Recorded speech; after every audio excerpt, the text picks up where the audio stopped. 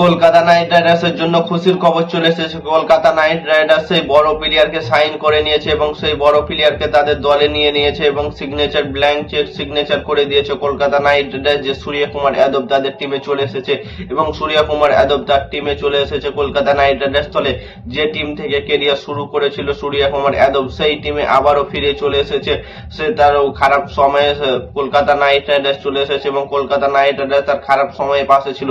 যেমন প্রথমে তার খারাপ সময় যে শুরু করেছিল তখন খুব একটা ভালো ফর্মে ছিল না, তখনও কলকাতা নাইট রাইডার্স তাকে সুযোগ করে বড় লেভেলের প্লেয়ার করে দিয়েছে এবং এখনো যখন তার ফর্ম নেই এবং সে ফ্লপ হয়ে গেছে, ইন্ডিয়া টিম থেকে বাদ পড়ে গেছে, তখনও কলকাতা নাইট রাইডার্স তাকে দলের মধ্যে নিয়েছে।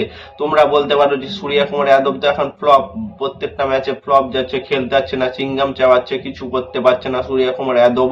তো তোমাদেরকে বলতে চাই যে সূর্য কুমার যাদব এমন একজন ব্যাটিং যে টি-20-তে দুর্দান্ত সময় যে ব্যাটিং করতে হবে সেটা শিখেছিল সবাই সূর্য কুমার যাদবের কাছ থেকে। সূর্য কুমার যাদবের 2 বছর থেকে প্রায় ফর্ম নেই, তবুও টপ 10 এর মধ্যে আছে, পুরো ওয়ার্ল্ডের মধ্যে টি-20-তে টপ 10 এর মধ্যে ব্যাটিং লিস্টে আছে সূর্য কুমার যাদব। সে 7 নাম্বার না অথবা 8 নাম্বারের মধ্যে এখনো রাজত্ব করেছে সূর্য কুমার যাদব। আর শ্রেয়াস আয়ারের কথা বলছো, শ্রেয়াস আয়ার এখনো সে দলের মধ্যে টপ 10 কি বলো টপ 50-র মধ্যে আছে শ্রেয়াস আয়ার। তো শ্রেয়াস আয়ার আর সূর্য কুমার যাদবের মধ্যে বহুত পার্থক্য আছে। সূর্য কুমার যাদব 2 বছর হতে পারে যে ফর্মে নেই, কিন্তু সূর্য কুমার যাদব সে এত দুর্দান্ত মেজাজে খেলতে পারে, 360 এমনি নাম দেয়নি তাকে। সূর্য কুমার যাদব যদি কলকাতা নাইট রাইডার্স দলে 2027 আইপিএল খেলতে নামে তো কলকাতার ক্যাপ্টেন্সির একদম সমস্যা দূর হয়ে গেল, কলকাতার একজন চেনা ফেস চলে এলো এবং কলকাতা নাইট রাইডার্স একদম 4 নম্বরের একটা ঝোড়ো ইনিংস খেলার মতো প্লেয়ার সেখানে মিডিল অর্ডারে কলকাতা সব সময় এলোমেলো করে দিচ্ছিল। ক্যামেরন গ্রিন অথবা রিঙ্কু সিং ঠিকঠাক ভাবে স্টার্ট দিতে পারছিল না, সেই জায়গাতে সূর্য কুমার যাদব যদি এসে ফর্মে চলে আসে তো সূর্য কুমার যাদব ফর্মে আসা মানে ভাবো সে একাই নিজের দমে ম্যাচ জিতে রাখার ক্ষমতা রাখে। কত সুন্দর ক্যাপ্টেন্সি করে তোমরা তো সবাই জানো। সে টি-20 ওয়ার্ল্ড কাপে কতগুলি সিরিজ খেলেছে, সে একটা মাত্রও সিরিজ খেলেনি, 2-1টা ম্যাচ হেরেছে কিন্তু কোনো সিরিজ হারেনি আজ পর্যন্ত সূর্য কুমার যাদবের ইন্ডিয়া টিম।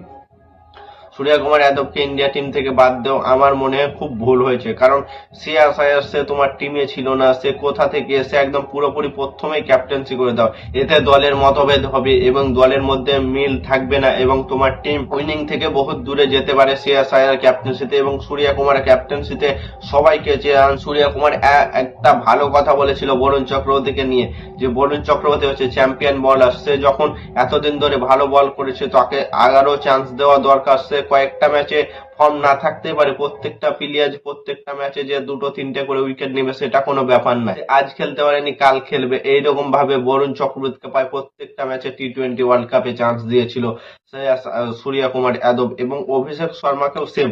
অভিষেক শর্মাও খেলতে পারেনি, তখন একটা কথা বলেছিল যে অভিষেক শর্মা 2 বছর ধরে আমাদেরকে টেনে নিয়ে বেড়েছে, এবার আমাদের দরকার যে অভিষেক শর্মাকে চান্স দিয়ে তাকে খেলানো এবং সে খেলতে পারে, কিন্তু তারা টি-20-র 1 নম্বর বলার এবং ব্যাটার। সেই দিক থেকে সূর্য কুমার যাদবের ক্যাপ্টেন্সি অনেক সুন্দর হয়, সে কোনো প্লেয়ারকে বাদ দিতে চায় না এবং প্রত্যেকটা প্লেয়ারের ফর্মটাকে উঠিয়ে নেওয়ার চেষ্টা করে।